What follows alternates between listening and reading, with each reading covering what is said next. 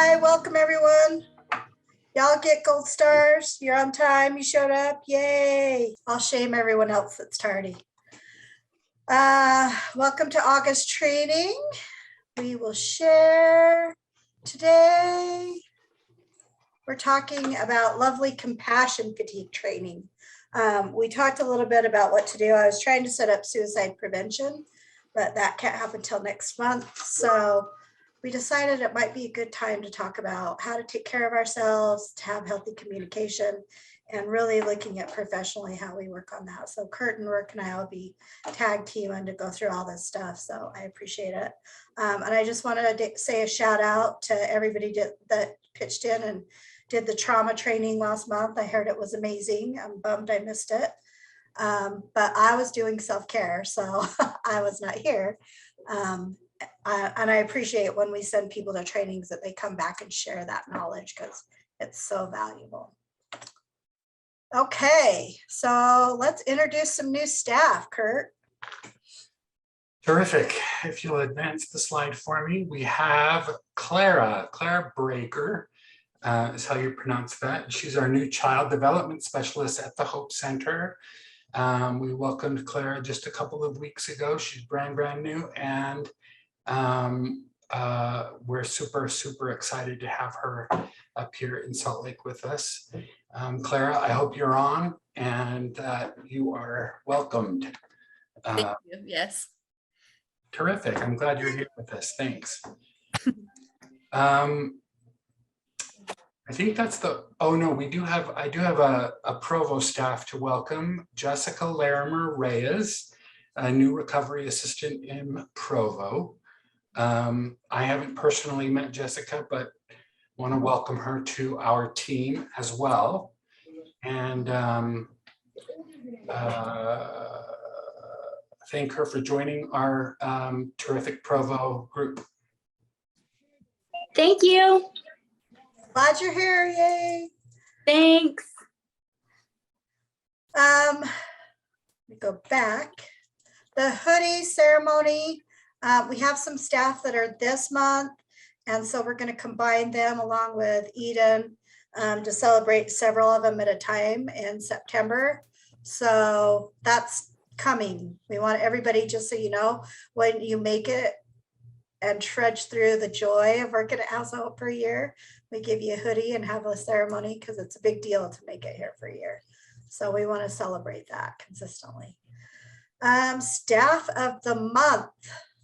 And did you tell them the hoodie's magic? And if you ever turn it into DI, you'll be cursed? I did not.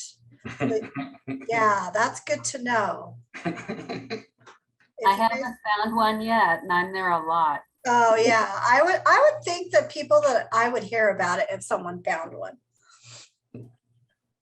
If so, we'll have to do fingerprint analysis on it to find out who it was that actually turned it in and didn't keep it. It was under a glass case, and it was about like $500, which is a lot of DI. Yeah. Okay. All right, let's do staff of the month. Kelly, I know you got to go to an appointment, so I'm going to let you start out. Okay. I am so pleased to know this human. I'm grateful that she's part of our team. I've appreciated her ability to hold clients accountable, keeping boundaries and following House of Hope rules and guidelines. She has gone the extra mile several times just working with me on that short amount of time and is committed to our clients and the success of House of Hope. She's no nonsense with a big heart. And I just have to say, Lydia, oh Lydia, have you met Lydia? Oh Lydia, the tattooed lady. And that is Lydia Rodriguez. Yay! I don't even have a theme song. Well, Kelly's going to be our new theme song person for staff of the month. I have one for Marion the librarian too, but we're all good. So congrats to Lydia. Nice. Congratulations, Lydia. Yeah, I appreciate too when she picks up. I know Katrina would probably jump in on this, picking up graveyards too, because those are rough shifts. So, and she's been here for a minute, so she knows what needs to happen and not. So I appreciate that. Okay, Provo, you want to do yours? Yes, so Riley was last month and she can't be here today. So I'm gonna go ahead and present it for her. She has chosen Jessica Fields. And she chose Jessica because she always puts in the extra effort. So many days I come in at 6 and she's still there and stays late. She makes things fun for the clients, like letting them have cookies on National Cookie Day or slushies on 7-Eleven. You can see that she really cares about House of Hope and wants to make it good for everyone. Yay. Yay, Jessica. Yeah, Jessica has to be one of the most creative people I've ever met. She's got that creativity and she makes things really fun. So I appreciate that. Jessica, how long have you been at House of Hope? I just had my 9-year anniversary last month, Wow, 9 years, Jessica? 2013. And 6 of those she had to deal with me. So that's a long time. And That's 6 like dog years every year with me. but I had to survive 3 without you too. Oh, that's true. True. Okay. Oh, wow, that hurts. Uh-oh. Yeah, but I wasn't allowed to talk to Lisa back then. Oh, yeah. It's No one true. was allowed to talk to Lisa back then. Not even me. Okay, we have one more staff of the month in Salt Lake. Marion, do you want to present? I would. We have chosen Raquel up at the main desk for Employee of the Month for August because she has been a rock star, always willing to step up and help in sick room. She's done transports. She's done volunteer projects. She is so helpful to the clients and does everything with a smile and a really good attitude. And we thank you, Raquel, for all you do and keep up the good work. Yay. Thank you so much, Marion. Wait, can you guys hear me? Yeah, Raquel, we love having you. Like, you are totally the embodiment of a team player. That is for sure. Thank you so much. I really appreciate it. Yeah, she's all right. He's like, all right, I'll deal with her. Yeah. I guess. She walks in at 9 o'clock and never knows where she's going to be working.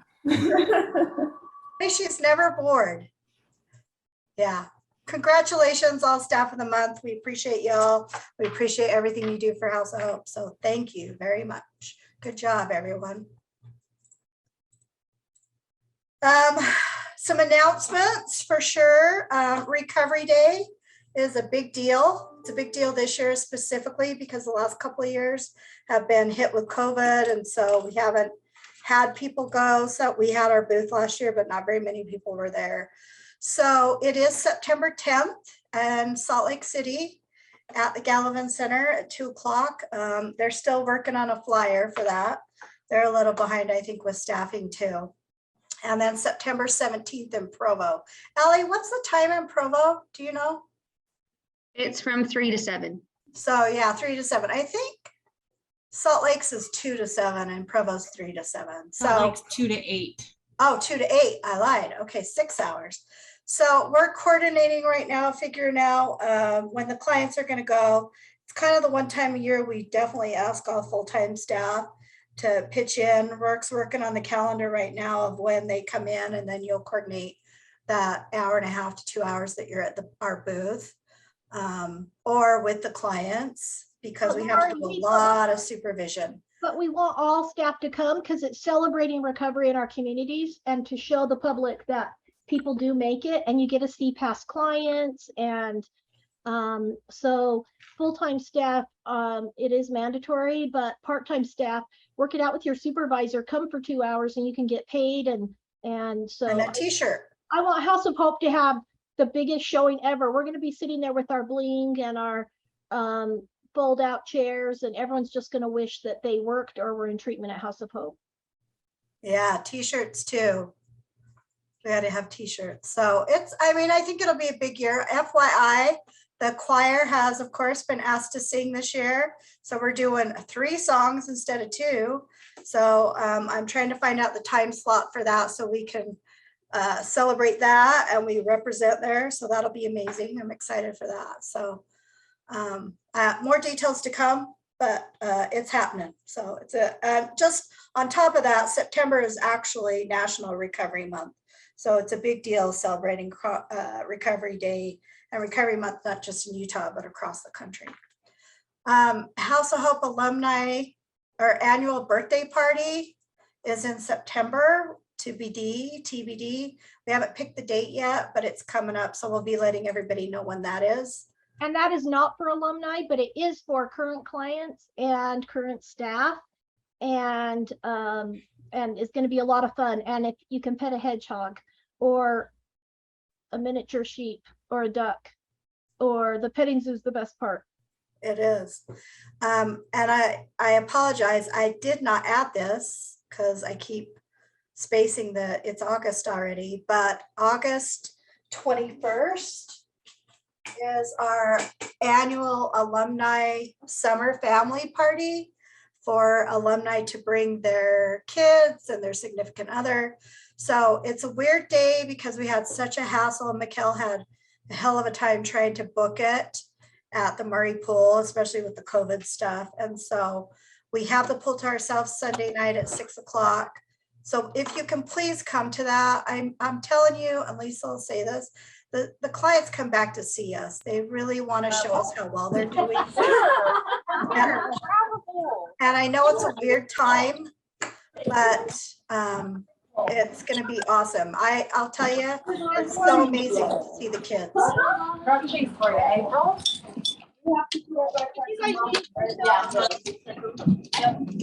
Somebody needs to mute their speaker, please, their microphone. So to clarify with what Lori, that's actually the alumni for Salt Lake, and Provo's will be separate. Right, Lori? Yeah, Provo's, we've had a heck of a time trying to get a hold of people. It's kind of been lost. So we're working on it. If we can't get it set up, we'll definitely have our Christmas stuff for sure. And then just a heads up, we have to do suicide prevention training every year. It's required for all staff and with our contracts and licensing, and that is set for September 8th. Department of Human Services will be presenting that to us this year again. They did a great job last year, so just please mark your calendars. 2 o'clock is our training for September. My next stuff, I was going to go into IT. Is there anything you needed to share, Lisa?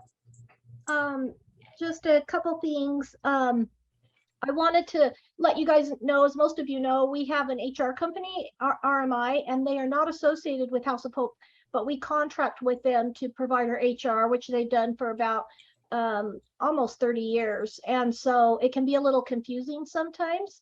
And so sometimes RMI will send out things that have to do with RMI, but not necessarily House of Hope.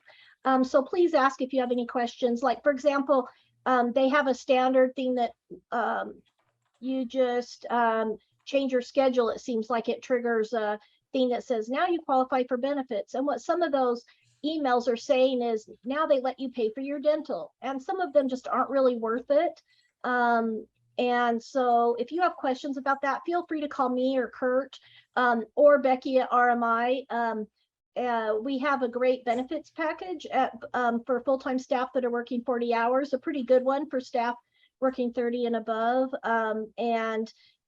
We offer a couple benefits to part-time staff, but there's some that to be honest with you, I wonder if they're worth it. Like vision, for example. I really feel like vision plans kind of rip people off.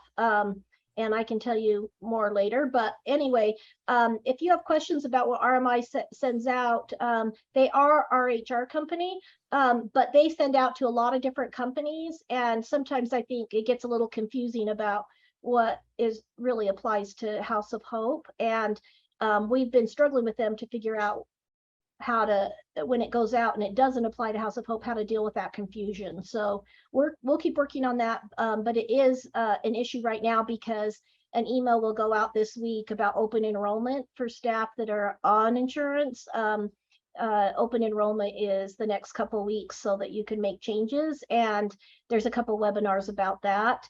And then I want to just do a shout out again. After you're at House of Hope for a year, then you qualify for a 401k, and sometimes it's just like every dollar is just needed so much in the present. It's hard to put any money away, but if you look at the basics about any investment, any financial advice, the first thing you always do is try to max out your 401k because it's 100%.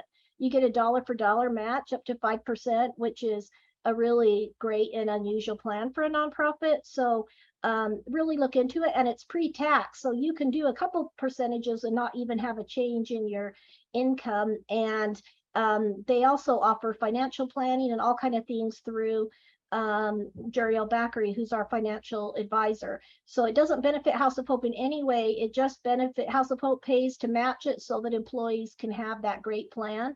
And it doesn't matter if you're full-time, part-time, all you have to do is work a year and then that goes into effect. And that's been one of the best benefits ever for me personally, because I didn't really understand how it all worked. And once I learned how it all worked, I sure wished I would have done it earlier. Right now is a hard time to talk about 401ks because investments are way down, like I've hardly seen before, but I just kind of ignore it and it always comes back up. And it enabled me to get a house because I could borrow against myself for the down payment.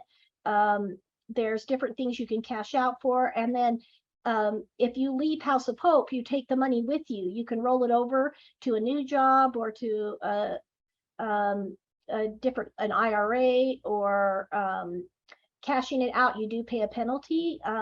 But time goes by so fast, and you'll be so glad if you have a nest egg. And it's just a really, really great benefit. In fact, a lot of different companies lately in Salt Lake have been asking me for our plan and copying it. So people are really trying to be competitive with us. So the 401k is, I really believe, is the best benefit that we offer. And we're always looking at new ways to find ways to offer more benefits and to have more full-time staff. And this year we asked RMI to look at some options for our part-time staff, but they haven't gotten back with us yet. So we're still looking at those things. But Kirt will be sending out notices every quarter to learn more about the 401k. And I just really challenge you not to put it off. It's a little tricky to understand. Once you understand it, you see that there is no investment out there that's greater than 100%, that you get 100% back. And so I'm a big believer in it. It's just, there's just no better benefit than 100% return on an investment. And so the other thing is, a lot of things are changing in the IT world. And so businesses are all doing different things, and it's called multi-factor authentication. And it's basically it's going to, if you haven't already gotten this from your bank and from your hospital, and everyone is starting to require this. So it's a part of contracting if you take Medicaid or federal dollars. So you will start seeing this from all providers that you have personally and professionally, just because the bad guys are learning how to crack into people's accounts. So Rourke, would you mind giving us the 3-minute version of what happened to you? Yeah. You can pass if you don't, if I put you on. No, we already talked about, I wanted to share this. Okay. So earlier in this year, I noticed that I had been missing 2 of my paychecks from House of Hope, and I got really concerned because I wasn't sure what was going on. And so we did some investigating, and what happened was these people that are out there that are really savvy with their computers had actually cloned my House of Hope email and sent an email to Kirt, which looked like it was for me. There's no reason he should question it. We sent it on to RMI saying that I needed to change my direct deposit to a new account, which, doesn't seem out of the ordinary. Sometimes people change banks. Sometimes people, want to change and do things differently. So in our investigation, we found out that whoever had cloned my account then was able to get into RMI, change my direct deposit account, and take 2 of my paychecks before I noticed that anything was wrong. Fortunately, because of the laws and the rules that are out there, everything was reimbursed, so I was not out any money. But there are people literally sitting in their homes, sitting in their offices, who are so savvy with computers that they are taking money out of accounts personal thing too, just that was my experience. That's why we're doing the multi-faction login, which I appreciate. Over the weekend, my youngest daughter went to check her accounts, and someone had hacked into her bank accounts and stolen all but $9 out of her savings and her checking account just this past weekend. The people that are doing this are literally stealing millions and millions of dollars from innocent people just like you and me. And so that's why we have to go to extra measures. I know my bank has already gone to a 2-point check-in system. Both of my banks have. Some of my lenders that I have, like my mortgage and my car payment on, have also gone to a 2-point login. So I appreciate the fact that we're doing it. It seems like it's a pain, but honestly, it's a safety factor for all of us. Thank you, Rourke. And it is something that we have to do with our contracts. And so just one other thing that I would add is with Medicaid, why would they care so much? And with healthcare and HIPAA, because of course we don't want information to get out there, but what they're doing with companies is not just taking private information and then using people's social security card and their personal information to do fake IDs and those kind of things. They're getting files off. They're able to hack in as somebody in the company, get the files, and then they hold them hostage for a certain amount of money. So now we pay thousands of dollars a year for ransom, where you with our insurance, they cover it if we ever had a catastrophic thing and our files were held hostage. And it's unfortunate because there was some crazy amount. I knew there was a problem, but I didn't know there were tens of thousands of companies having their files held hostage every year. So they're trying to put new things. So this is the next one. I'm sure every year there will be new ways to protect files. But it's great to learn how to do it because it will be on all your personal stuff as well in the next 6 months with House of Hope and with any vendors that you use. Yeah, Lisa, let me say one more thing. I just got a new computer in my office. Dave was here last week, and it's already set up on my computer to do the 2-point authentication. It's not that hard. It's pretty simple, so I think it's not going to be a big issue with us, but it's starting. Well, I want to say that the big change is that a lot of times when you're doing the thing authenticating stuff right now, they'll send you a text. I know that's what I have to do with my mortgage and stuff right now and other lenders. However, what Dave had talked to Lisa and I about is that we have to move to a higher level. And that means having an app on our phone that it will go through. So that will require downloading an app. And we're going to have to move to this. It's affecting small businesses, and we're a small business. I don't know if I shared this with anybody, but when I left for a few years to go to the Utah house, we had someone do this to us where they held our files hostage and they wanted so much money to get our files back. It was a nightmare, because we had so many documents that we created and we weren't secure enough. So it's happening. There's emails to come out this week. We're looking at launching it this week. So please read your emails. You guys are going to have to know how to deal with this. And if you don't have a cell phone, then we're going to have to coordinate with your supervisors of how to work it. Like if someone's at the house, how to work with that phone there. But it's happening, so we have to prepare for it. So then just to let you know for the future, we'll figure this out. And then in the next month, we'll be looking at passwords, because I didn't know this. When the screen asks you if you want to save your password, I'm always getting in trouble or getting hacked because I don't change my passwords enough. And it's hard for me to remember them. So when Google says, do you want to save this? I'm like, sure. And I didn't know how easy that was to hack in, that when you save your passwords on your computer, then almost anybody can access that. So we have a new key thing that will just be put in so that you can save your passwords, but it's protected. And we'll do that a month after we set up the 2-factor authentication.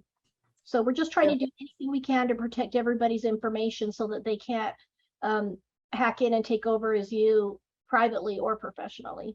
Right.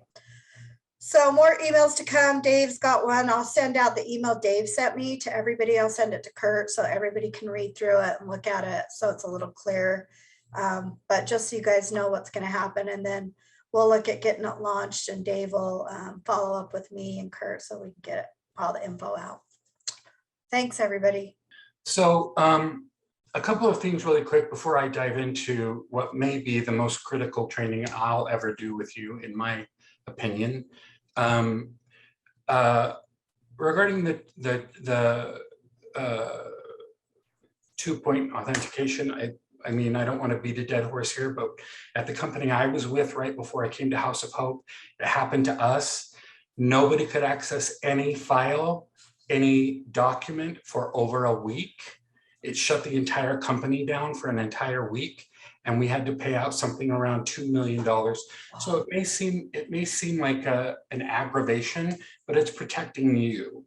So, and the other thing I wanted to point out is that we have almost 90 employees, and there are only 48 participants in this meeting right now. You're the wrong crew for me to bark at because you're the ones here. But can I just ask managers to really please press that this is a required meeting? I know that there are people at the houses and there are people doing jobs right now, but this is a required meeting and it's an important meeting. And I think that there are things that we've already talked about that are critical for everybody to hear. So managers, can you please make sure that your teams are preparing this 2-hour block every Monday for all staff training. And I mean, I think a lot of people are like, oh, I'll just watch the video, but then they never get around to it. So then finally, I would just like to remind you that you will need to hand in a questionnaire regarding this training. I've already emailed it out to you. For all Salt Lake City staff, please return your questionnaire to me. For Provo staff, please return your questionnaire to Jessica Fields. And you'll get credit for this training by turning in that. I'm no longer taking roll off of the participant list. I'm only taking roll by whoever turns in that, that questionnaire for each training. So you need to turn that in order to get credit. So it's time to talk about talking. Kirt, so can I talk before you talk about talking? Talk away. You just said, just to make sure and clarify, if you want credit, it's not about if you want credit. We are required to provide it and to prove it with the county and the state. So it's not an optional thing if you just want credit. We have to do this and prove it, or we can get sanctioned as well. So I know some staff are like, well, it doesn't matter if I get credit or not. It does matter. And we have to provide that, or we have to offer it again and again till we can prove in writing that staff have all these. So it is required. Thanks, Lisa. And thank you all for being here and for taking the time to be at this meeting. I'm going to be talking about having difficult, straightforward, honest, but gift-giving conversations and how that contributes to our culture and the House of Hope culture. And then that's going to feed into Lori speaking about compassion fatigue and self-care. And so if you go to the next slide for me, Lori. This is, I think, one of the most critical trainings I will have done with you so far. I believe so wholeheartedly in what I'm about to share with you. I really, really believe in this. I've been in the business community for over 25 years. I ran a nonprofit. I was the executive director of a $3 million nonprofit for 10 years. And I have to say, in all the places that I've worked, in all the businesses that I've been in, including the business that I ran, no other business placed such importance on the level of toxicity in the corporate culture that House of Hope does. And it shows to me, this is the least toxic. I'm not saying there aren't problems within our business and within our environment. There are, but by far the least toxic environment that I've ever worked in. And it's because Lisa and Lori and the board are paying us to go over this very thing right now. And so I just really believe in this, and I want you to pay attention and to really take something away from it. Let's talk a little bit about what toxic work environment looks like, what that means. These are just a few of the things that really demonstrate toxicity in the workplace. And I want to put this out. What other employees who are working in a toxic environment will tend to show bullying. They'll be distrustful. There will be a lot of othering and creating of in-groups, which is one thing I think we really do well here. I think we really do well on a full team approach rather than cliques and little in-groups, although it can happen. This team, Erica's team is Erica's team, and Rourke's team is Rourke's team, and Allie's group is all in Provo. But I think that we fight that, and I think we do a good job of fighting that. And pessimism is a big part of what employee behavior when they're working in a toxic environment. What other things I want to just throw out there can you think of make for a toxic work environment? Or do you see people who are in a toxic environment? What are some other behaviors you can think of? Anything that jumps out at you? Gossip. Gossip is something that's always hard to overcome, I think, because I don't know. I don't think people realize they're doing it half the time. Correct. And that's one of the main points of this discussion today, is because we're going to talk about giving that gift of that feedback. Because so often without that feedback, we don't know that we're creating a toxic environment. So if we can look at the feedback that we get as a gift, and if we give it as a gift, then that opens a space for co-creation and for change. And I think Katrina's right. I think so often our hearts are in the right place when we say something or when we do something that maybe offends another person or is offensive is really the only word I can think of right now, but we're not meaning to do that, and we don't know that we're doing that. So we're going to talk about a healthy way to bring those things up and what we expect as the leadership of the organization, what we expect for you going forward in working with each other. Go ahead, Laura. I just wanted to share one other thing that was popping in my head while you were saying this is lots of complaining. Yes. Yeah, I was trying to think of what else. Like, I know that ties in with the pessimism, but I think for me, we tend to be a culture and human beings and Americans, and I might be generalizing, so I hope this isn't offensive, but that we tend to complain a lot. And even, you watch TV reality shows, there's like this negative thing. And so I think getting into that sense where complaining can lead to just complaining.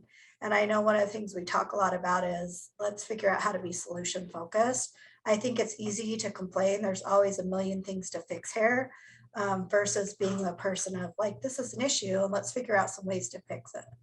So I always have a hard time with people just complaining to me without saying, hey, let's try this, or what about this? Or this is a problem and I don't know how to fix it. Can we talk about some ideas? Because to me, that feels more collaborative.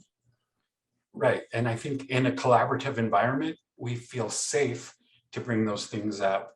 And I think that's such a good point, Lori. So just really quickly, you all know what I think a toxic environment does. Many of us have worked in really toxic places.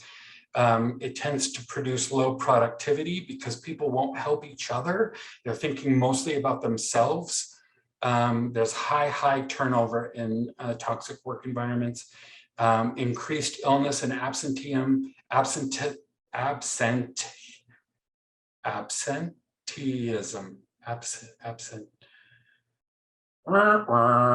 Okay. Employees will suffer mental and physical health effects that cause them to take more sick days. The business itself will gain a poor reputation. There are places that people don't like to work.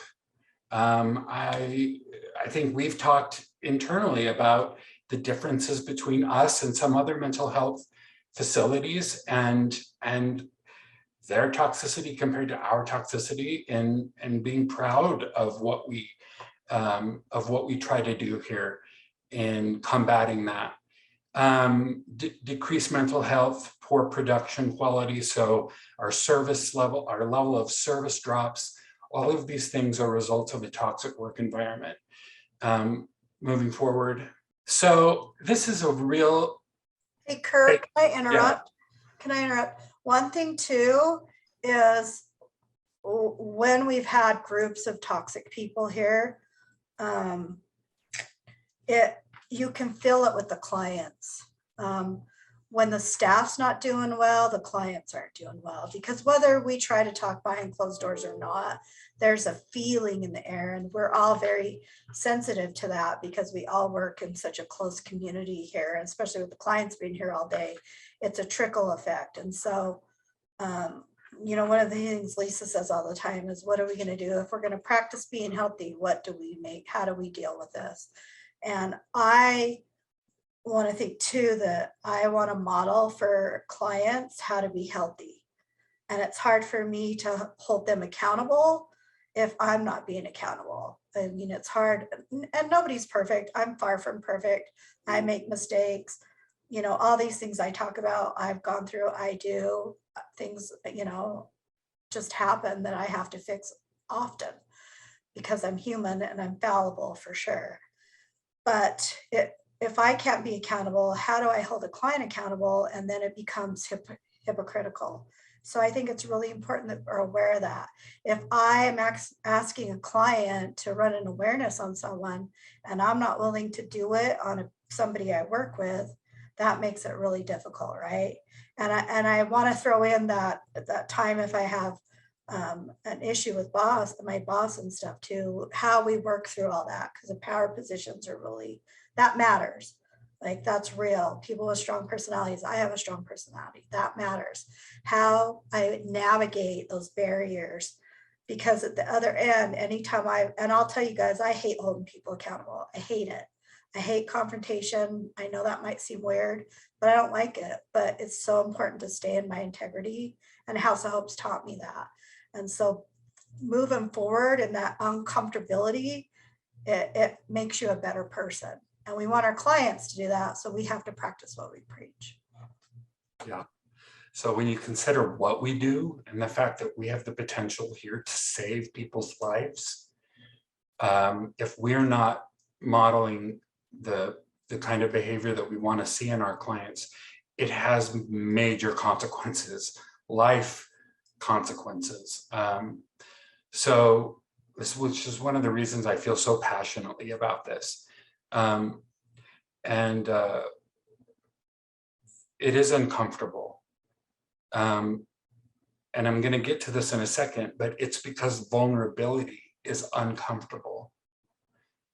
Vulnerability is the spring of creativity, growth, innovation, joy. It is the spring from whence those things flow. But vulnerability can be a really, really uncomfortable place. We're going to get to that in a minute. But so what are the things that we can do to avoid toxicity in the workplace? And managers, I really want you to look at this from the perspective of the power differential. So this, I think, is a good thing for everybody to learn. But for managers, you also have to take into account that you do have a power difference with your staff, and that there may be an intimidation factor, or that there may be, so that just brings another level of awareness that you need to have in avoiding toxicity in the workplace. So providing praise and acknowledgement. I feel like this is a double-edged sword. I feel like that there can be such a thing as too much praise.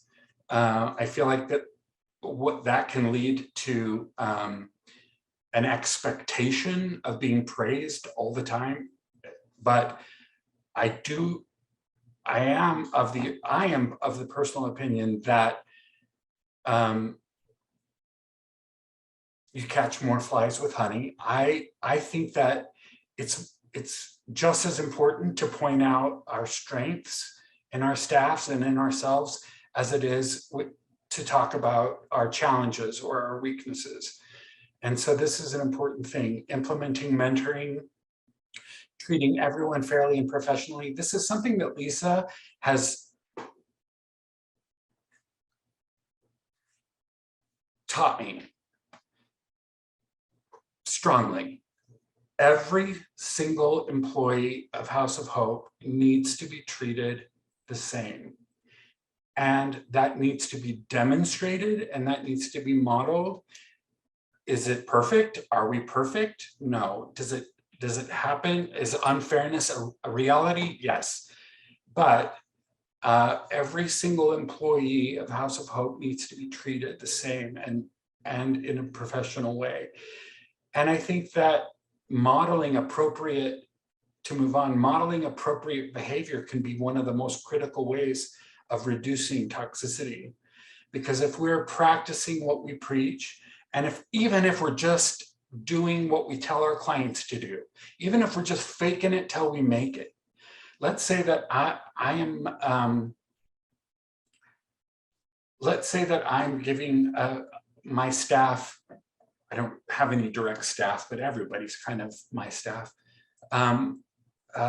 Let's say that I'm trying really hard to do these things, to provide praise, to mentor, to treat everyone fairly, but I'm not really feeling it. Hey, that is one great step closer because I'm practicing, or I'm faking it until I'm making it. And I'm sure that that's something that we teach our clients. I mean, I'm not in clinical meetings very often, but and these last two are the two that we're going to focus on today: requesting feedback and addressing concerns, having uncomfortable conversations, giving the gift of open, honest, well-intentioned feedback, and receiving that feedback for what it's meant to do, which is to create a safe space ultimately for change, really. And it's not always going to lead to drastic change or massive change, or maybe change isn't even required. Maybe the feedback itself is enough. But that's what we're going to get into, how we do that in a safe way, why we do that. And so we're going to really focus here on addressing concerns and requesting feedback. And the thing I want you to think about is, one of the major things I want you to think about is, what's more important? And I really am going to ask you this. I want somebody to answer. How the message is given or how the message is received? Anybody? How it's received. Thank you, Ashley. If I walk up to you and I say, here's $100, and the message you get from it is, I don't even know, boy, he sure doesn't want me to work here anymore. I don't know.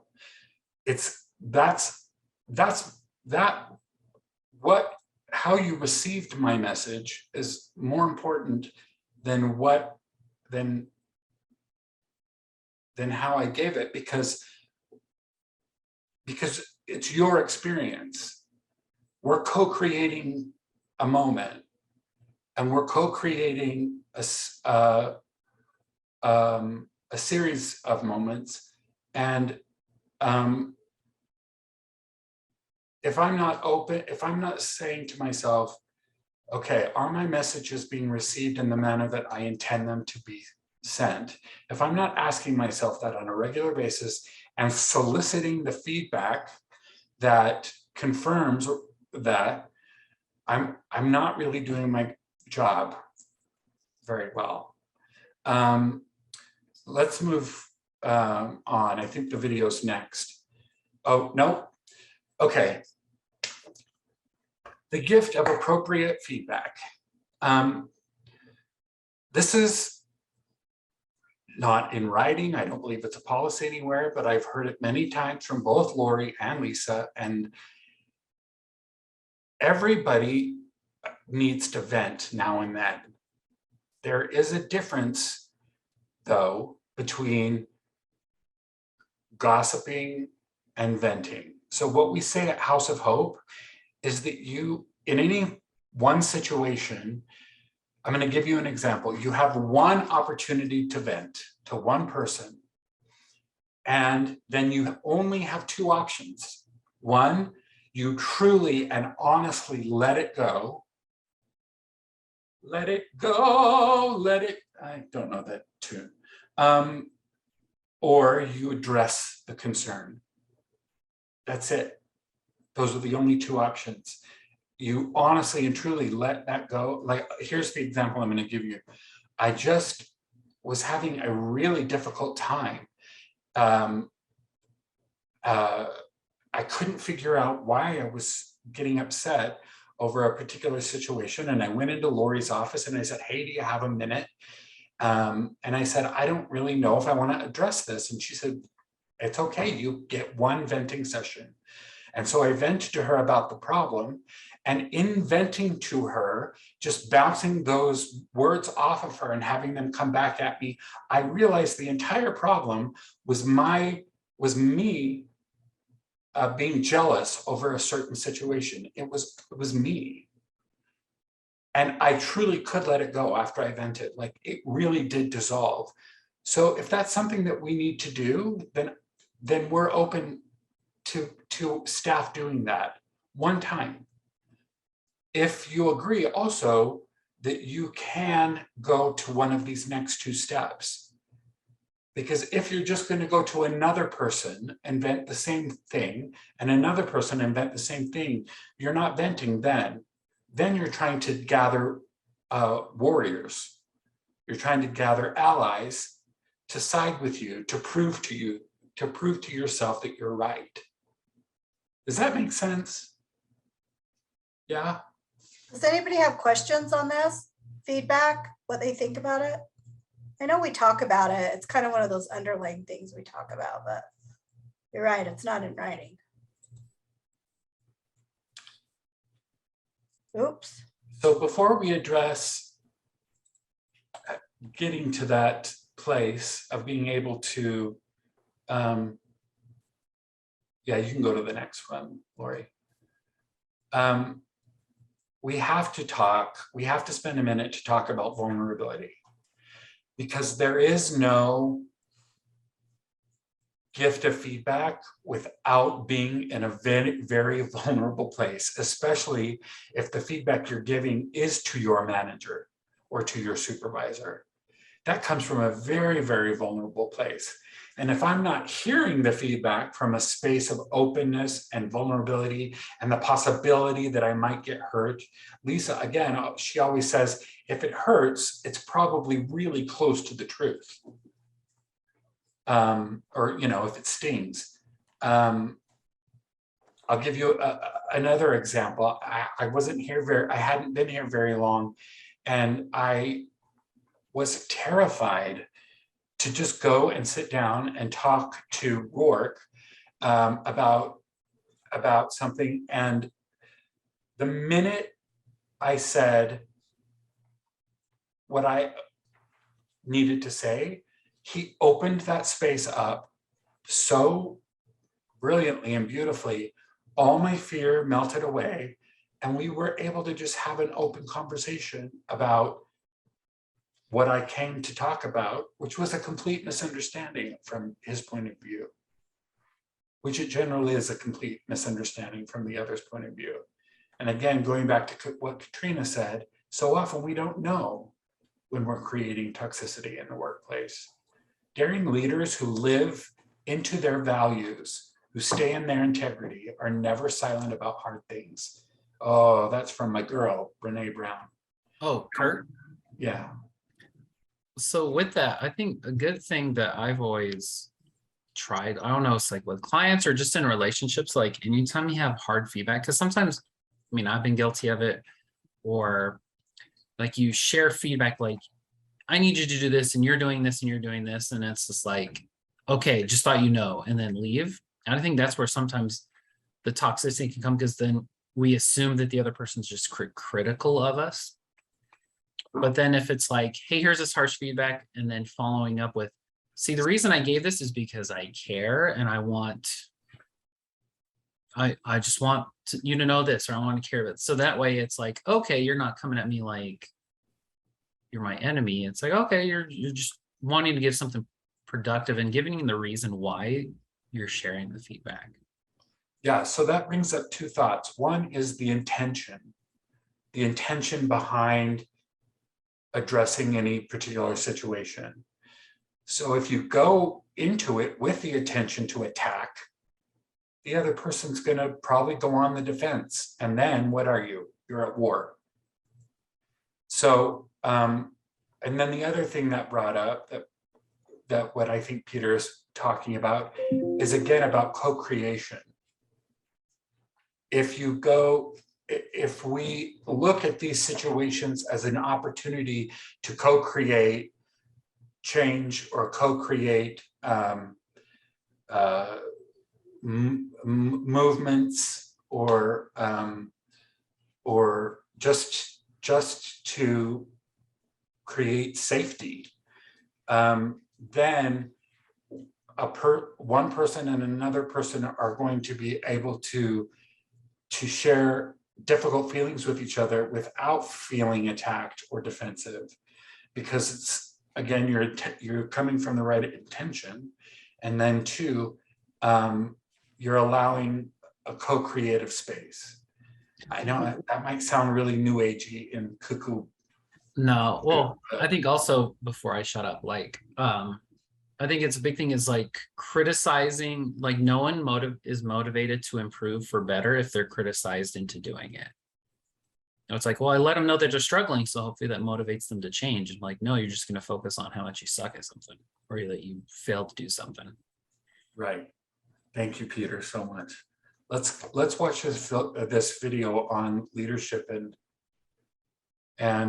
it takes about 20 seconds for her to get started. But this is a book that she wrote for leaders, and most of you will know the quote that really changed her life. I put the Roosevelt quote on the right, and the three things on the bottom there are the 3 points that this makes, that this video makes. Put the Roosevelt quote in front of me. 3 lessons came into sharp focus. The first one is what I call the physics of vulnerability. It's pretty simple. If we're brave enough, often enough, we'll fall. Daring is not saying, okay, I'm willing to risk failure. Daring is saying, I know I will eventually fail, and I'm still all in.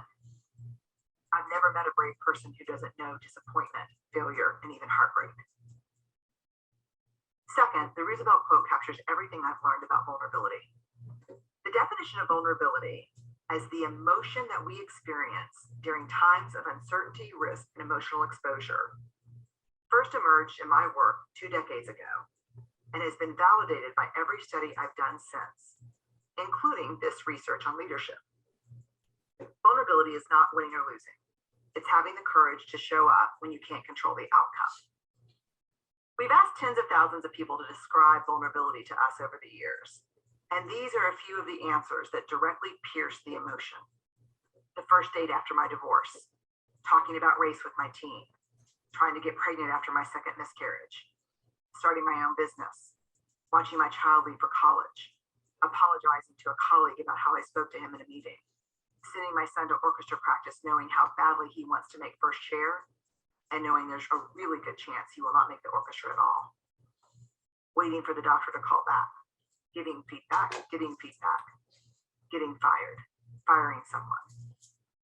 Across all of our data, there's not a shred of empirical evidence that vulnerability is weakness. Are vulnerable experiences easy? No. Can they make us feel anxious and uncertain? Yes. Do they make us want to self-protect? Always. Does showing up for these experiences with a whole heart and no armor require courage? Absolutely. The third thing I learned has turned into a mandate by which I live. It's this.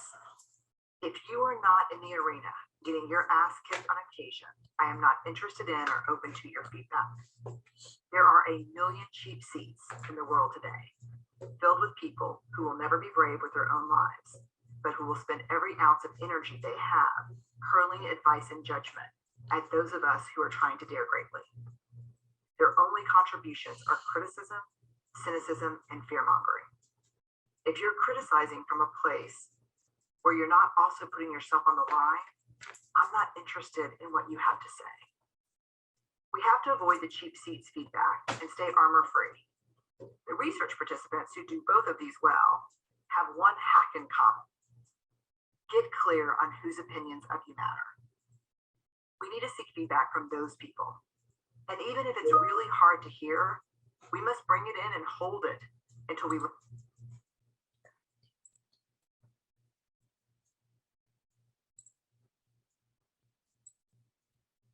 Absolutely.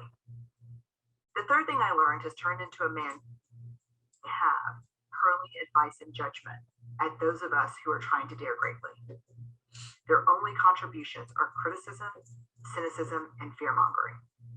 If you're criticizing from a place where you're not also putting yourself on the line, I'm not interested in what you have to say.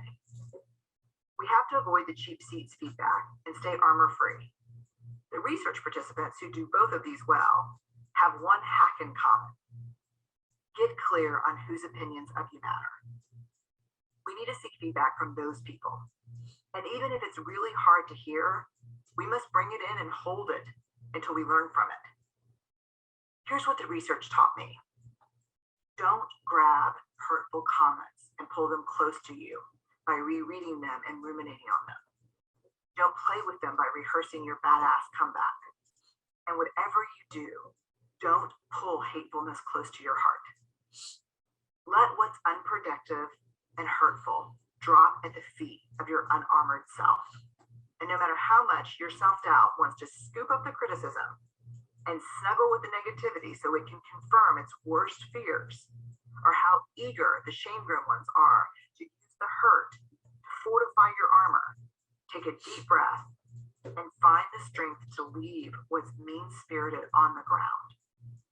You don't even need to stomp it or kick it away. Cruelty is cheap, it's easy, and it's chicken shit. It doesn't deserve our energy or engagement. Just step over the comments and keep daring. Always remembering that the armor is too heavy a price to pay to engage with cheap seat feedback. Again, if we shield ourselves from all feedback, we stop growing. If we engage with all feedback, regardless of the quality and intention, it hurts too much.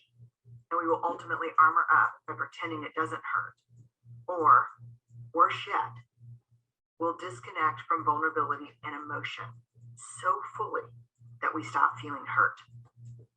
When we get to the place that the armor is so thick that we no longer feel anything, we experience a real death. We have paid for self-protection by sealing off our heart from everyone and from everything. Not just hurt, but love. No one captures the consequences of choosing that level of self-protection over love better than C.S. Lewis. He writes, "To love at all is to be vulnerable. Love anything, and your heart will certainly be wrung and possibly be broken. If you want to make sure of keeping it intact, you must give your heart to no one, not even to an animal. Wrap it carefully, round with hobbies and little luxuries. Avoid all entanglements. Lock it up safe in the casket or coffin of your selfishness. But in that casket, safe, dark, motionless, airless, it will change. It will not be broken. It will become unbreakable, impenetrable, irredeemable. To love is to be vulnerable. I just think that's such a powerful and true quote. Renee, I'm telling you, she's my girl, that Renee. I'd just like to open it up for any comments about what she says. Anybody have anything they want to share about coming from leading from a vulnerable space? Don't be vulnerable.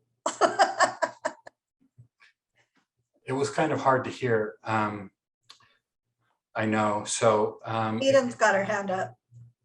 I'm sorry, Eden, I didn't notice. Go ahead. I dropped my AirPods in the bathtub. So I don't think can you guys hear me now? Yeah. Yeah, oh, good. Oh, no, I can't hear you guys. Okay, well, that's all right. As long as you can hear me. Just one of the things I just have a lot of feelings about this, because working at House of Hope, I've always been someone who's appreciated like the open door, and I've appreciated speaking directly and receiving feedback. But one thing I've noticed is that, like, with all the harder feedback that I've gotten after like a year of working here, I just feel like I've started to change fundamentally. It sounds kind of stupid, but and it's actually like a really big gift in my life. And it's been really, really difficult to do that, because I've worked in different places, and the places where I was like ignored or maybe let off the hook, I felt it, but now I feel like I can put a word and a face to it. So anyways, it's just a lot of thoughts, but this job has really impacted me and my life that way. And it's been difficult. Thank you, Eden. It is difficult. Being open, like Renee says, in the ways that we need to be open, is not to risk failure. It's to mean you will fail or fall. But the gift is so much greater. The gift of being open, and the gift of being aware of others, and the gift of being honest, and the gift of receiving that is so, so much greater than the fall. I like how, I personally appreciate how Renee talks about she's only going to accept feedback from people who are in the arena. Basically, she's only going to accept feedback from people who are willing to do the work that it takes to be vulnerable. She's only going to accept the feedback from those people who are like her in that vulnerable place. That's why intention matters so much in giving and receiving feedback. That's why I think I'm going to talk a little bit about how we go about giving as I wrap up my section. And it's important for both the giver and the receiver to open themselves up to the possibility of hurt. That's why I feel like it's really critical. If you couldn't hear that, just Google it.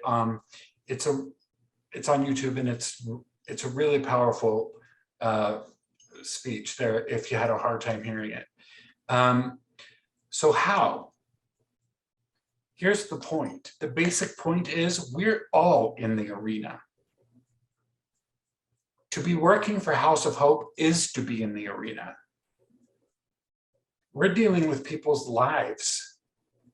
We're dealing with recovery. We're dealing with mental health. We're we're in the deep. So we are in the arena. Hop in, get bloody, get dirty, because you're there already. And if you're not, you may not be at the right place. You may not be working for the right place. So going back, vent one time to somebody, bounce your thoughts, get your thoughts in the air. And then it's that person who you vented to, it's their responsibility to then say, okay, what are you going to do about it? One, what? What are the two options you have after you vent? It's right there on the screen. Let it go or address it. So in addressing it, it is always best to have a third party in the room with you in these difficult conversations. I know it can't always be, and it's not always appropriate, but I think that it's helpful in myriad ways. Grab Lisa, grab Lori, grab me. Or your supervisor. Your supervisor. I want to say, if you need it, if you think it's just a conversation where it was like, it felt icky, then I mean, I would hope we ask our clients to hold each other accountable. I would hope as adults, working in a field where we're asking this, that we can address it one-on-one. If it's someone that might be in a position of power, then maybe that's intimidating and I want to validate that, then ask for somebody else too, so you feel support. But if you're colleagues, and you're working together, so say I have an issue, I mean, Ashley and I can address stuff because I've known Ashley for a long time, so she's not intimidated by me. She'll just tell me, she'll just call me on my stuff, but can come and say, I'm really frustrated. And she does that when things are bothering her. And she's one of those too that can kind of process through it and say, all right, I'm okay. And if not, then she goes to the next step. And so I think really looking at how you address it and can you address it with that person. I think safe space is important for people. People are different at different positions, different time here, all that kind of stuff. Cammie had her hand up too, Kurt. I was going to throw out there. Thank you. Go ahead. I was just going to say one of the biggest things that stuck out to me was regardless of the outcome. I think that that's standing in your integrity. Like when there's position of power, or maybe it won't be received well, or maybe you're wrong, or regardless of what happens, like standing in your integrity is doing it because it's the right thing to do. And there may be consequences, but if you feel like it's the right thing to do, then it's important. And I think that sometimes, especially here where we have so many layers of authority, I think that it can be, well, I know that it can be really vulnerable and really difficult. And in doing things that are really uncomfortable and really difficult, it's practicing. Like it may be completely shut down. It may not end the way that you wanted it to end, but practicing being healthy. Lori or Lisa always says, like, we're going to pretend like we're healthy. Like if we're healthy, what would we do? And practicing that, I think, is really big, not just here at work, because we want our clients to practice and implement it, but also in our lives and who we want to become, what type of person we want to become, standing in our integrity and practicing being healthy, because we ultimately want the growth of the process. So right on. Yeah. Which goes to my next point here, which is one of the most vulnerable parts of this is that you have to understand that you can't control the outcome. That's just vulnerable. That's vulnerability in itself. I mean, so much of the time, I think we're trying to control the things that happen around us when really we don't have that much control. And in this, you may not get the outcome that you want. And the next point speaks to that. Understanding that sometimes leaders and supervisors and bosses they have to make decisions that may be unpopular or that you may not agree with. And so understanding those two things, I think, will help. It will help you. Yeah, go ahead. I was gonna, sorry to interrupt you, Kurt. I was gonna jump in on that because before I left House of Hope, the first time I was the residential treatment coordinator, so I had a very different position. And Lisa would tell me to do stuff, and I didn't always agree because Lisa and I are so similar in personalities, right? We're very different people. So this one time she told me to do something, and I don't remember what it was, but it was something I did not agree with at any, I don't remember. Finally, and I'm a why person. I need to understand. I don't want to just be blindly following, right? So she said, "Oh, Lori, can't you just do what I tell you to do because I'm your boss?" And I said, "Yeah, can you just tell me why?" And she's like, "Seriously?" I'm sure she didn't say that. I said that. And then she explained it, and I was like, "Okay." And I did it. I still didn't agree with her. You're my boss. I got to do this, you know? And so that's something, especially, you know, fighting that ego piece, which we all have, right? And thinking we know better and know different. And I'll tell you, now that I'm in a different position, there's so much information. Sometimes it's impossible to translate to everyone behind the scenes. And it's like, oh, we have to do this because of this and this and this and this and this. And it's like, you know, because this is what our contract says. And maybe it doesn't make sense. Like, it doesn't make sense to me that I can't take clients out on a walk and do all this stuff I know is healthy for them, but Medicaid's not going to pay for it. They don't care about that. And so we have to follow those guidelines. Is that rational? No, but it's reality, right? And so figuring out how sometimes to work through that systematic piece, like we're an agency and we work with our clients, but we're a business well, and we have systems in place that we sometimes have to follow that can be frustrating. The end of my speech. Yeah, so the basic takeaway here that I hope that you get is that we're all in this together. Feedback is a gift you give. Feedback is a gift that you receive. And the baseline of that comes from a space of vulnerability. And if we all have the intention of being healthy in this way, I guarantee you our entire culture will be rewarded for it. Our entire, our House of Hope culture, it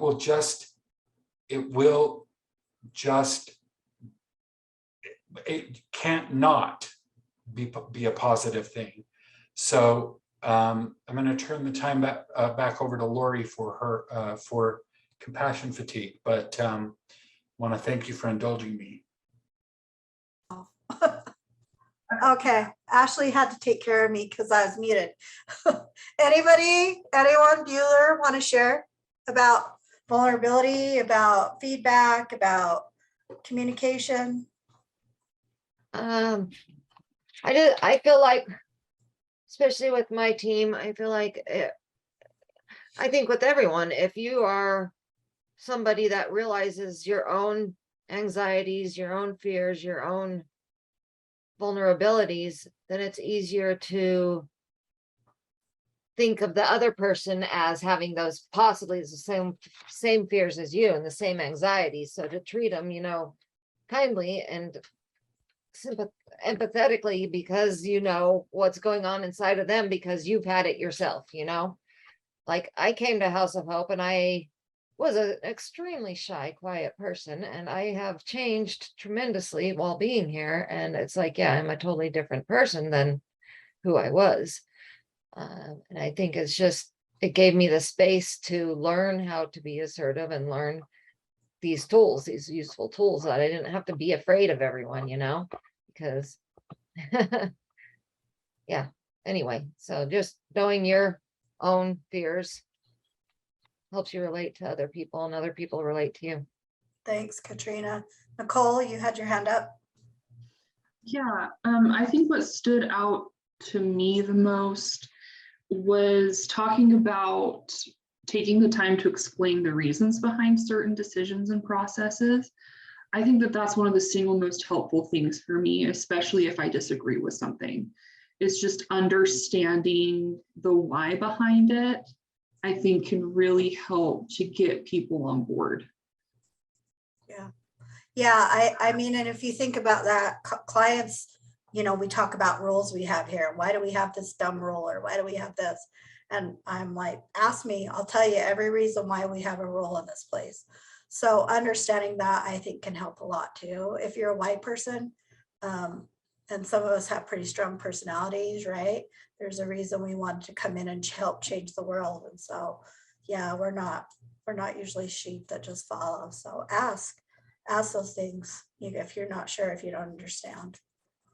Because I'm always open. I know I'm very open door. Most everybody's pretty open door around here about taking time. We're in the field of relationships, right?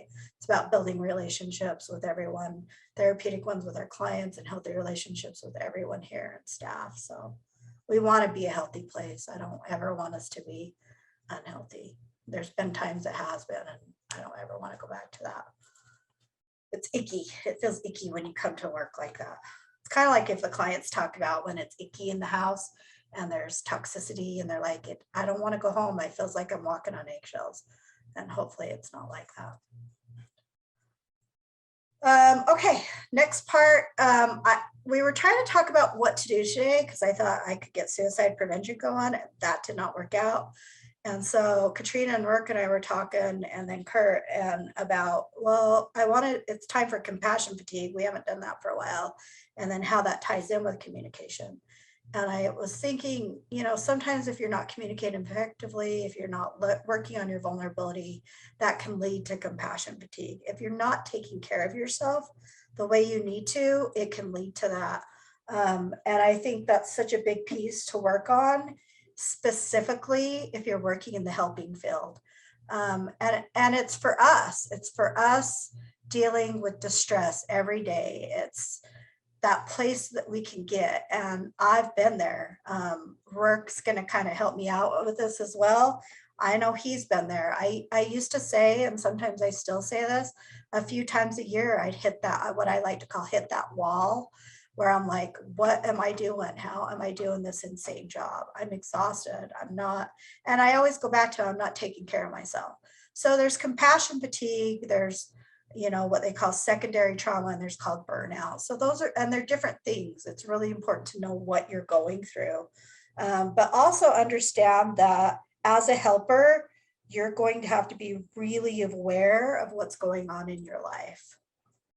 Looking at what the signs are, understanding this bottled up emotion stuff they talk about, you know, that's not being vulnerable. That's not talking about what's going on in your life. Lisa has talked to me a lot about this, but you know, about therapy, and I see a therapist for maintenance. I think working this field, I have to, you know, there's a reason that we chose this field, whatever our backstory is, whatever our trauma that we've gone through our lives, it put us in this place today. And that means that hopefully we have worked through our own stuff, right? But working through our own personal stuff also means that we have to keep working on it, because trauma doesn't just happen and then we fix it and we're done, right?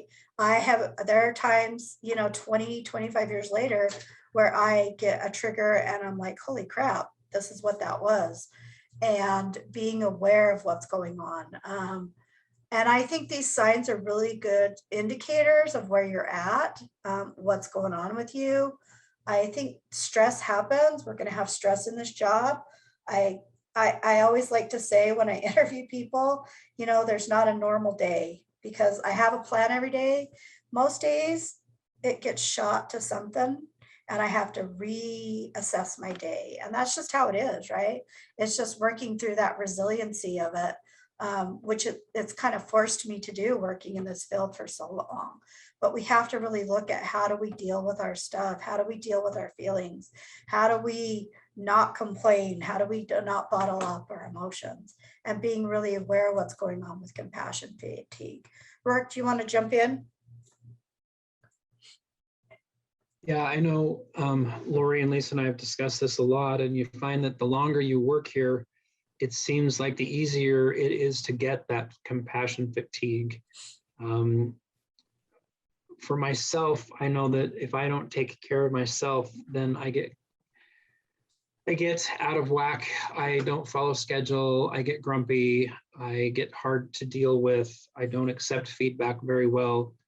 There was a time several years ago where I'm very grateful that Lisa didn't fire me because I was having a bad year and had a bad attitude, wasn't taking care of myself, was going through some personal things. And I've learned that we work in an industry that can absolutely drain the life out of you very quickly if you're not taking care of yourself. And most of us go into this business, even those of you that work in the houses, you know, a lot of the support staff, you're working on wanting to become social workers, wanting to do something that gives back to the world that we live in, which is admirable, and I love it. But it is exhausting work, mentally, physically, emotionally, and spiritually. And if you don't have a plan to take care of each one of those areas of your life, you're going to burn out. You're not going to last very long. You know, even those of you that work in the front office, you know, it's still emotionally, mentally, physically, spiritually exhausting because like Lori was saying, you just never know every day what you're going to expect. You don't know if you're going to come in and it's going to be one of those days where, oh, everything went really well today and there wasn't anything that was dramatic and, you know, clients are okay, we're okay. And then you might have one of those days where no matter what you do, you're being pulled here and you're being pulled there and phone call here and a Teams message you have to respond to because clients are in crisis and then staff is in crisis. It's also part of the fascinating part about why we work here, because in some ways we like that we don't know what to expect, but it does wear on your mental health tremendously. For myself, I haven't been to therapy for a while, but I'm looking into it again. My therapy is my workouts. If I'm not physically going to do something after work to release that stress, to release that tension, it bottles up.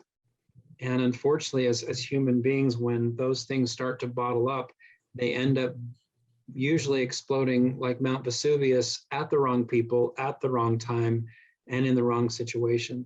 And then we have a lot of repair work to do. But you know, regardless of what your self-care is, just don't stop doing it. I know I talked to Cami a lot. She's got a great self-care regimen that she takes very seriously. I've talked to many of you in the house, many of you here in this building, and it's something that we talk about all the time. What are you doing for your self-care? I usually try to check in with everybody to find out what they're going to do on the weekend so that they're not taking work home, so that they're, you know, able to take a break from what we do here.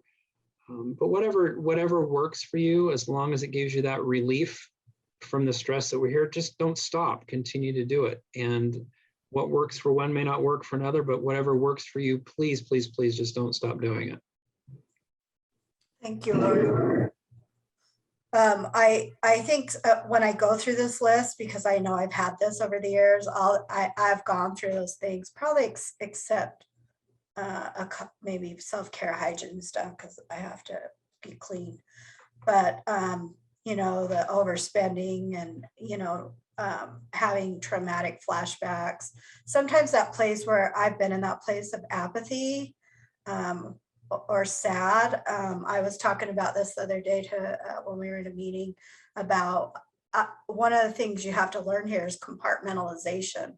And sometimes when you compartmentalize so often, it can lead to a place of where you have to not show a lot of emotions.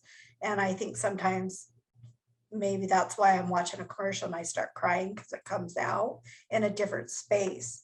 And so looking at too, when you're going through personal stuff, how do you deal with what you're going through personally? Because we're all going through stuff at different times, or, you know, you have some type of thing that happens. How do you come to work and not bring that into your work? Because we're human beings, right? That but to say that that happens is not always happening that way. And so it becomes always a balancing act, which is why therapy is great. So you have somebody really objective to talk to, but also looking at if you're physically tired. I've noticed personally, I usually try to get home. I have a stationary bike, go home, let my dogs out, get on the bike for 30 minutes while I'm like decompressing. And I need that, like what Rick was talking about. I need that time to do something different. But when I'm exhausted physically, mentally, those are weeks where I've had to absorb clients' emotions and staff's emotions. And we can only absorb so much, right? And then it's leaking out. And how do you deal with that? So important to be working on that self-care, taking care of yourself. If you don't take care of yourself, like the oxygen mask thing they talk about, you got to put it on yourself, then on your kid, right? If you're on the plane. And you have to make sure you're putting that oxygen place on yours.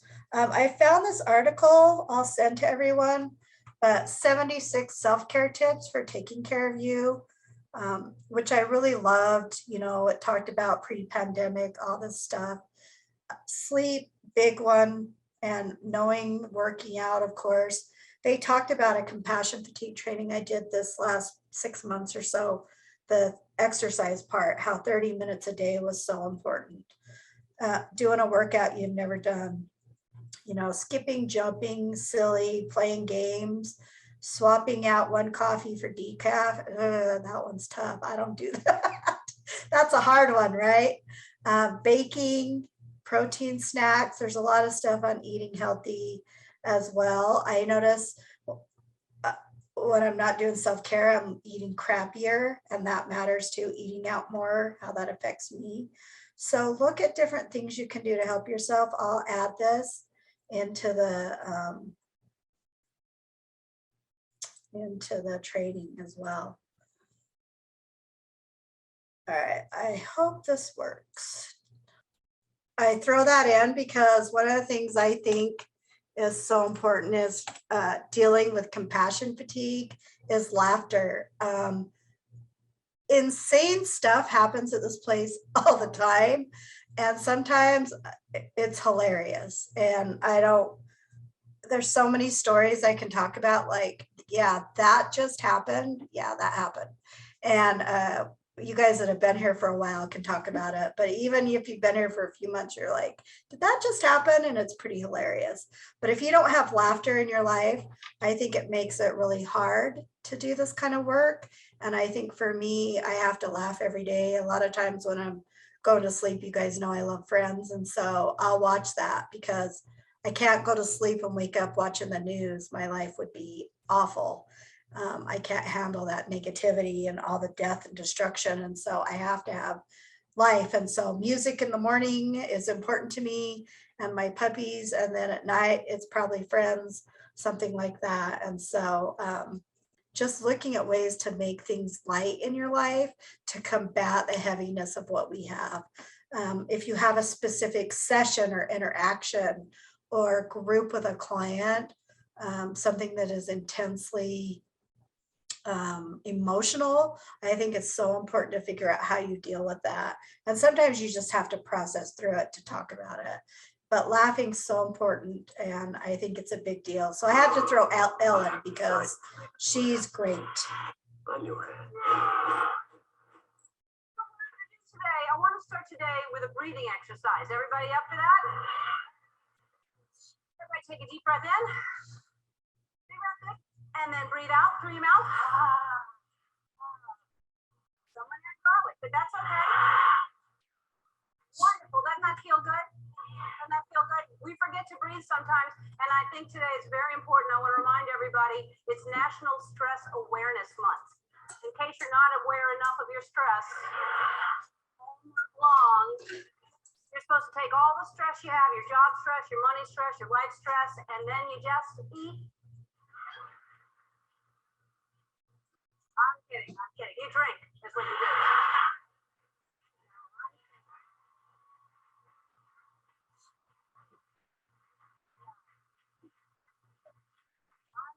Yeah, you smoke is what you do. No, you gamble is what you do.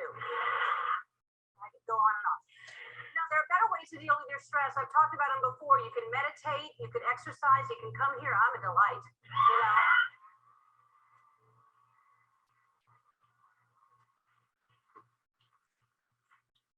I just read a survey that said more than half of all Americans deal with stress by shopping. How many people do that? How many people? The survey was right. That was about half of you. And you know, I think it's a good idea because you get to wander around a big mall and you let yourself get distracted by everything that's in there. And it's a good feeling to buy new things because when you look good, you feel good. And then you walk out of the mall and you're feeling all accomplished and triumphant until you realize where you parked your car. You have no idea. Completely forgot where you parked your car. So you have to wander around until you find your car. And then you finally get your car and your kid is screaming, your feet hurt by that time. And then you finally find your car, but you now you can't find your keys. So you're thinking maybe you threw them in the shopping bag. So then you bend down to dig through the shopping bag. That's when you get stabbed in your upper thigh region. Because your keys aren't in the shopping bag, they're in your pocket. So then you go to pick up the bag, which is now soaking wet at the bottom because you put it in a puddle. It's not even raining. You know what that is?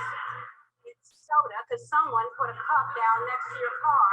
And when you bent down, you kicked it with your foot, and now there's soda all over.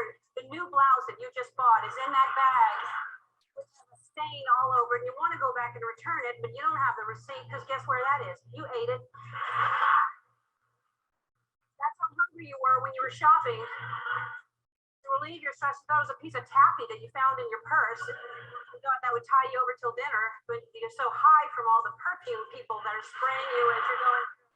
So you just ate the receipt whole. You just swallowed it. So now you have a stomach ache and you have a bruised thigh and a dirty shirt and you get home, you have to make dinner because it's taco night and ain't nobody else going to do it. So I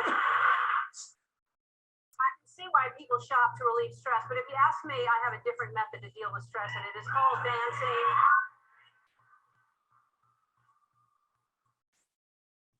So Ellen cracks me up. I think she's pretty funny. I think, you know, we kind of have that luxury of watching all kinds of funny videos all the time.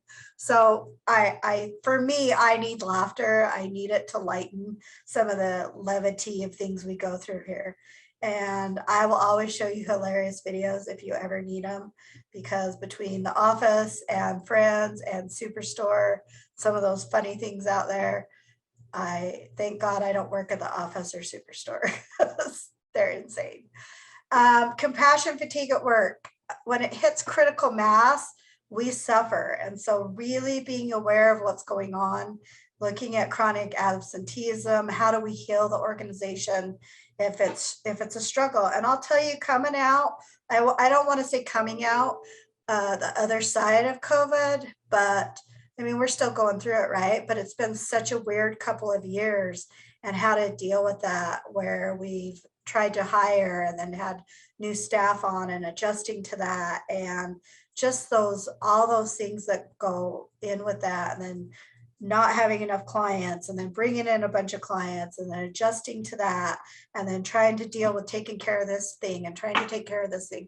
Like as Ellen talks, I think of sometimes there's days like that. I think last week or the week before, Heather came into my office, and Rook might have been in there too.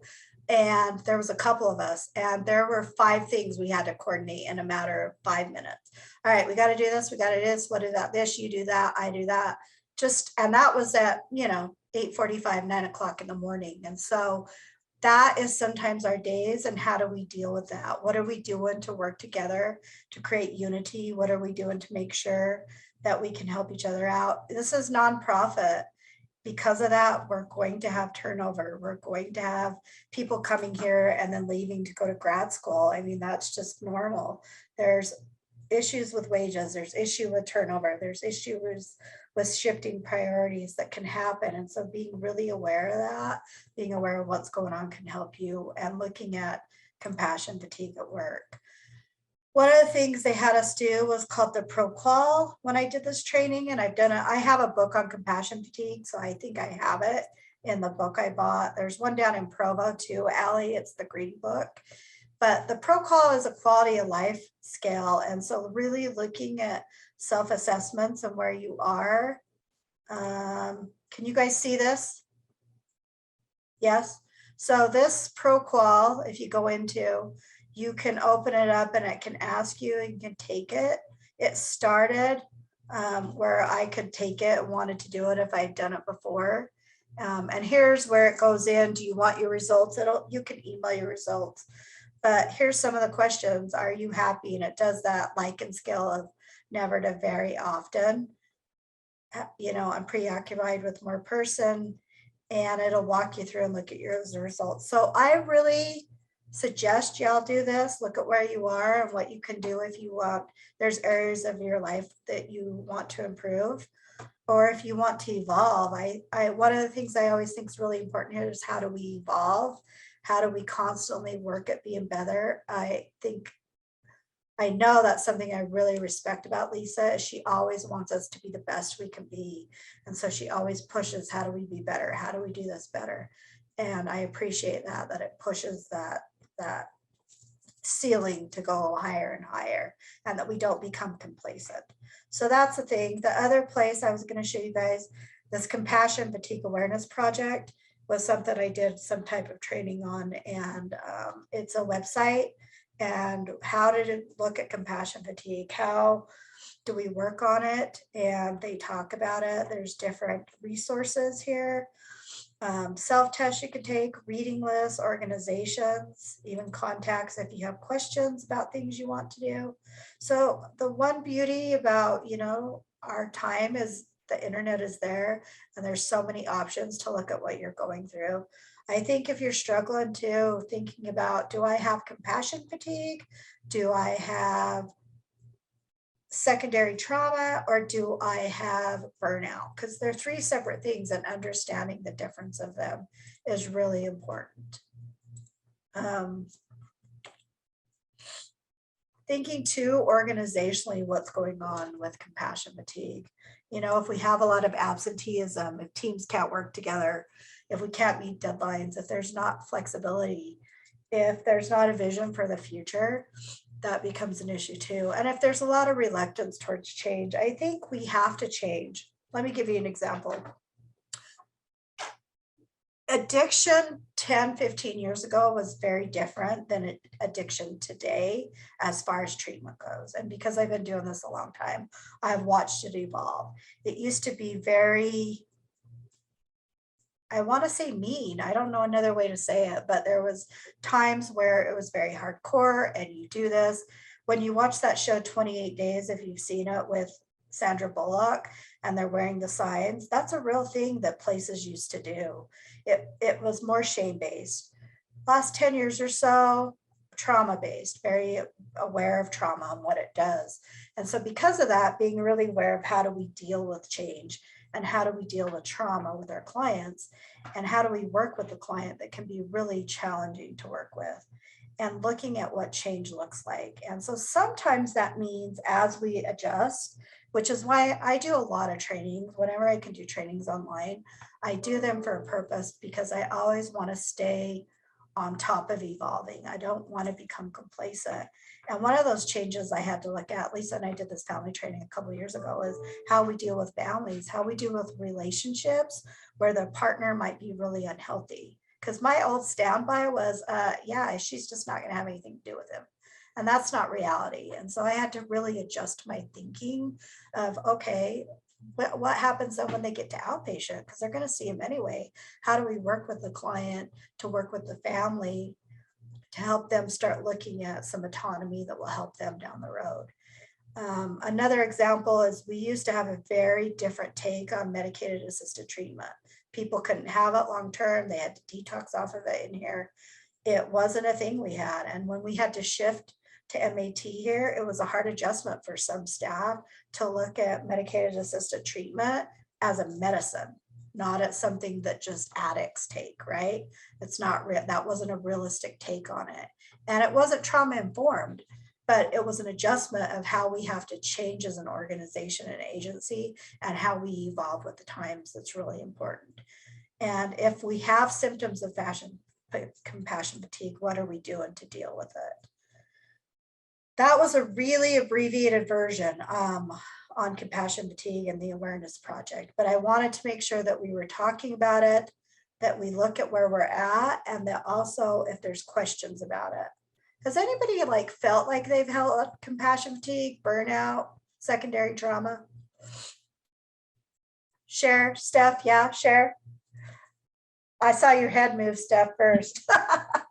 I think for me, the hardest was when I was at the Asian Association, like working with like refugees. I mean, hearing people's story every day of just living in a war, and like, yeah, we have no concept of that, and just really feeling really helpless and being able to help them. And yeah, you can teach them coping skills, but that doesn't like bring back like their home country. It doesn't bring back their loved ones. And so I just felt like really, yeah, just like compassion fatigue, like I can't really help. And I think for me, it took a while to recognize like that's what was going on.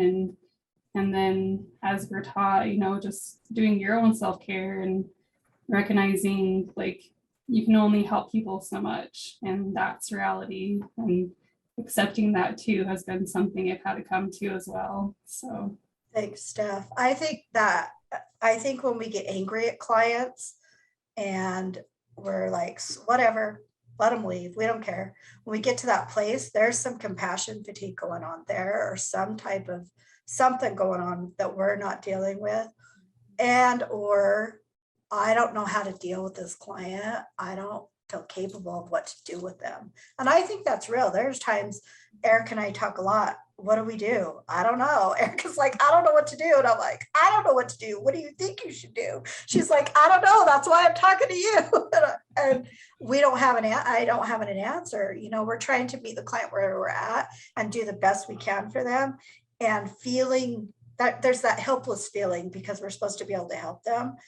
And that can be really overwhelming at times, especially when you know they're making some really high risk decisions that they could die, they could lose their lives, right? And I've lost clients over the years, you know, a lot of clients over the years that I worked with a lot. And so watching what that put their kids through, that can be really overwhelming too.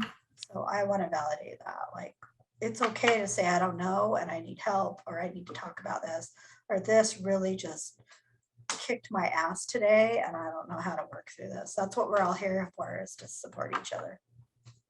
Anybody else? Compassion fatigue going on?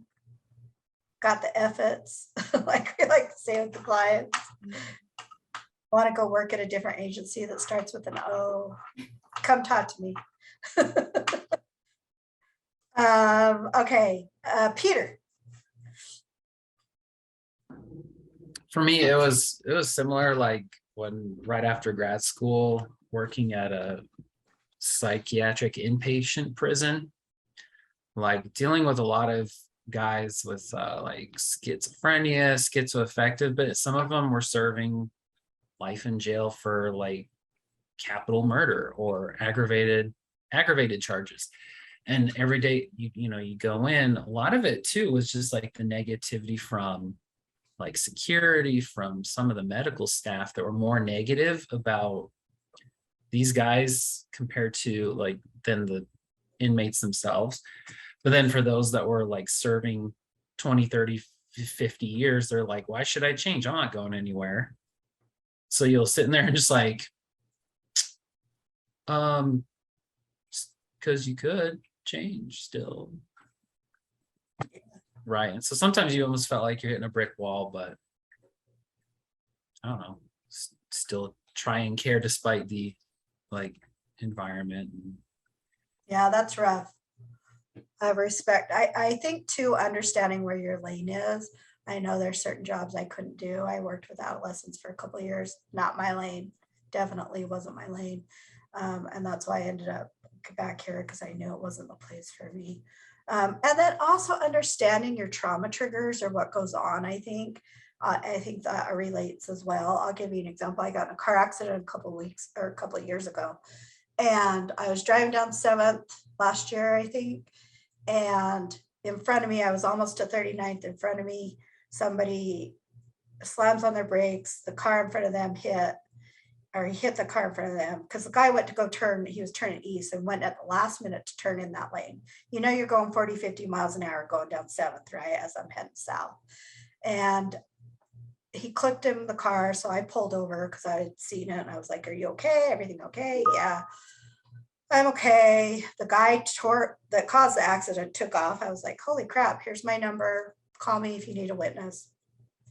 And then I was going to get some takeout food. And all of a sudden I was like, holy shit, I'm having a heart attack.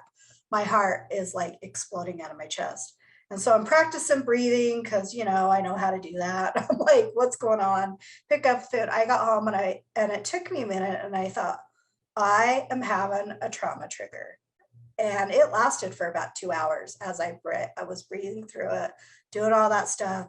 And I didn't even know it. And it's like being really aware of that certain things are going to trigger you, and having a space to talk about that is really important because we're going to have those here. And I think not talking about that stuff, like communication, Kirt talked about in the beginning, and moving into how it can lead to compassion fatigue, having a space, because I can't go home and tell my partner, oh, so-and-so did this. There's places I can't with HIPAA and all that stuff I can't talk about. And then you have your own personal stuff on top of that based on everything else. So I just want to remind you guys, have space to do that self-care, have space hopefully to do therapy, have a therapist for maintenance once a month, whatever that looks like, somebody that can objectively give you feedback, and somebody that I really believe, I always say this to clients too, if they look for a sponsor that will call you on your stuff, right? And that will point out, I want to support you, but what are you thinking there, right? And figuring out what kind of therapy works for you, figuring out what kind of self-care, like we're talked about, works for them, and then making sure you're communicating effectively, that you're doing it in an assertive way like we would ask our clients to do. And I just want to wrap up by saying that our doors, I believe in the open door policy, at least unless I'm in a meeting and it says don't come in my office, even people know they can come and get me. Lisa's open door, Kirt's open door, Rourke's open door. Like it's very open door here downstairs, and you know, Erica's office, unless they're in sessions, all those places, we're all open door. And so just be aware that we're all here to help each other. And we want to have a safe, healthy place, not just for staff, and so that we have a positive experience here at work, because we spend a lot of time here with each other, but also that our clients have a safe space as well. Any feedback, anything, takeaways? Lori, I just Yes. I just want to say I appreciate you working on your passive aggressive comments from last week and for taking accountability. Yes, I was very passive aggressive in front of everybody, Lisa. And she called me out and I was like, oh, you're right. I'm sorry. I was passive aggressive. And then you practiced behind closed doors and did much better. I did. Please keep, when there's an issue and you don't feel like it's being addressed, we all get so many emails. Please keep emailing, leave a note, set up an appointment. And if you feel like you can't get your needs addressed, remember we have somebody on the board at Shelley Harding, who's our employee liaison. If you feel like there's a situation that's serious enough to involve the board and you've already tried and don't feel like it's been handled, Becky at RMI about employment issues. And my main point is just, I don't want someone to have an issue and feel like, because we're all running around, there's not time for it, because we can always make time.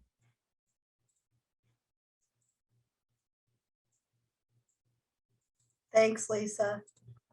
I'm putting these things on the compassion fatigue, the ProQual, the quality of life, on the feed, but I'll have Kirt mail them out to everybody too if you want to take them. I like surveys. I will say sometimes when you take a survey at work versus a survey at home, different times, sometimes you get different answers too, depending on how stressed you are. So, you know, just a little tidbit of that. Questions? Thanks y'all for showing up today. I appreciate it. Let's go home at 5 o'clock and do some self-care. Woohoo! Okay, have a great afternoon, great evening. See you next month. Bye, thanks. It was great.